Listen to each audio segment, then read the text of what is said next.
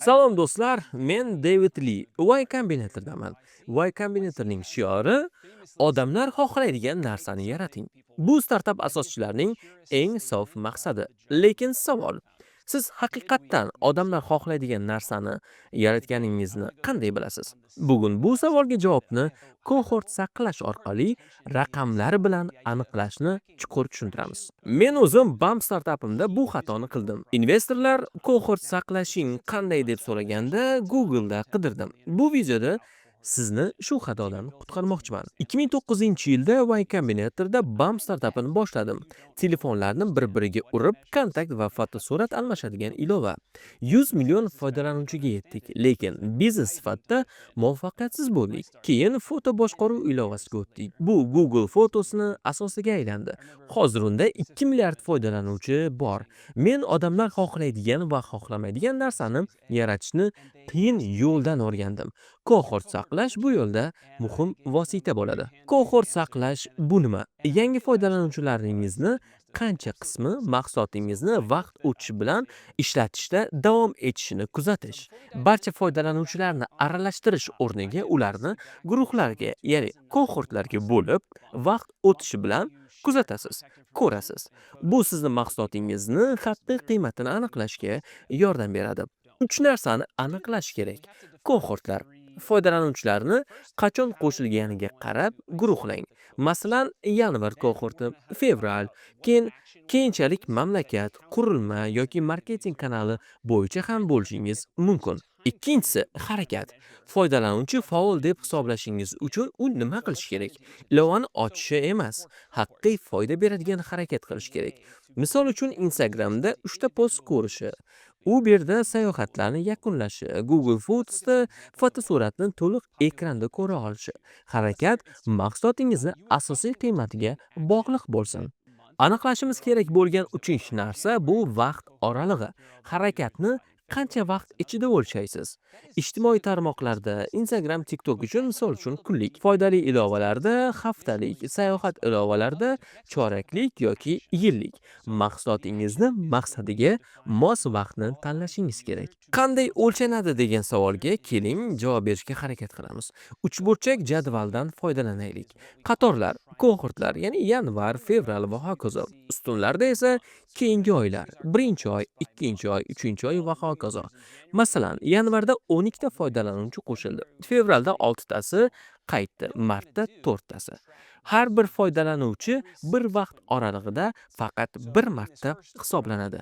Buni ziyofat sifatida tasavvur qilib ko'rishingiz ham mumkin. Odamlar sizni ziyofatingizga kirganda ularga yanvar yoki fevral stikkerini yopishtirasiz. Har oy sanaysiz. Qancha yanvar kohortda qoldi? Ya'ni yanvardagilardan nechta qoldi? Bu jadvaldagi insonlarni dekabrda nechtasi qolganligini ham bemalol ko'rishingiz mumkin. Agar siz jadvalni foizlarga aylantirib grafik chizsangiz, har chiziq bir kohortni ifodalaydi. Yanvarda 11 oy ma'lumoti, dekabrda faqat 1 oy ma'lumoti bor. Eng muhim savol: egri chiziqlar tekstlanadimi? Tekstlanish bu foydalanuvchilar qolayotganligi belgisi. Masalan, B mahsuloti 20% da tekslanadi. Bu yaxshi.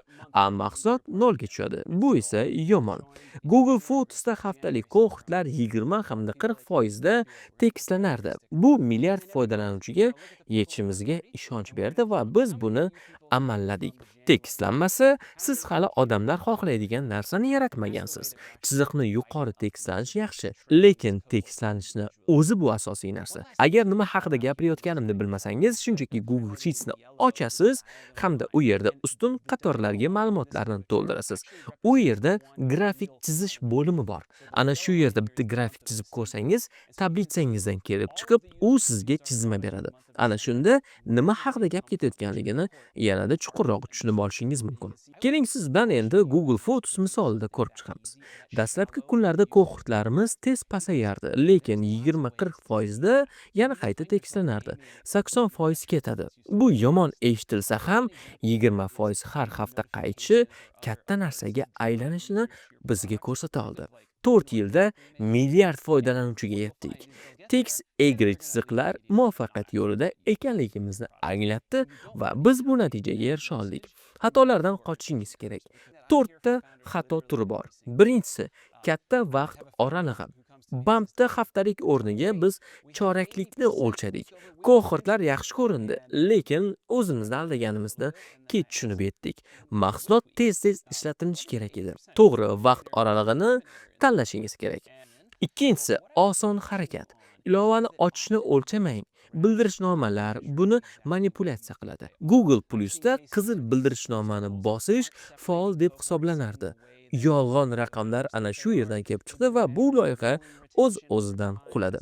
Uchinchisi, to'lov harakati. To'lashni hisoblamang. Foydalanuvchilar avval ishlatishni to'xtatadi. Masalan, Netflix obunasini bekor qilishdan oldin ko'rishni to'xtatasiz. To'laydi va ishlatdini birlashtirishingiz kerak. Bitta nuqtaga qarang. Haftalik saqlash 80% deya maqtanmang. Butun egri chiziq muhim. U tekstlanadimi? Javobingiz ham bo'lishi kerak.